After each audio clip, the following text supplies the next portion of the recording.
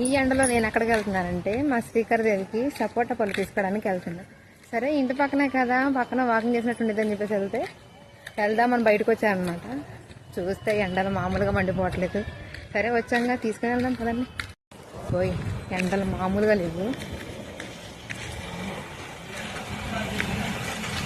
నా సబ్స్క్రైబర్స్ అందరికీ నేను చెప్పేది ఏంటంటే, దయచేసి ఎండలకి ఎవరో బయటికి రావద్దు. ఏదన్నా పనులు ఏమైనా ఉంటే ఈవినింగ్ టైంలో చల్లబడిన తర్వాత చూసుకోవాలి తప్ప ఈ ఎండలకైతే ఎవరో బయటికి రావద్దు. హెల్త్ని మాత్రం పాడు చేసుకోవద్దు. సపోటా పళ్ళ దగ్గరికి అయితే వచ్చేసామన్నమాట. చిన్న పిల్లలకి సపోటా పళ్ళు పెడితే మంచిదని చెప్పేసి డాక్టర్ గారు చెప్పారు.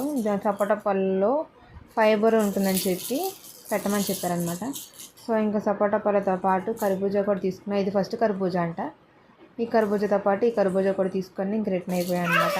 దయచేసి ఎవరు ఎండలకైతే బయటికి రావద్దు. మీలో ఎంతమందికి కర్బూజా తెలుసు నాకు కామెంట్ చేయండి.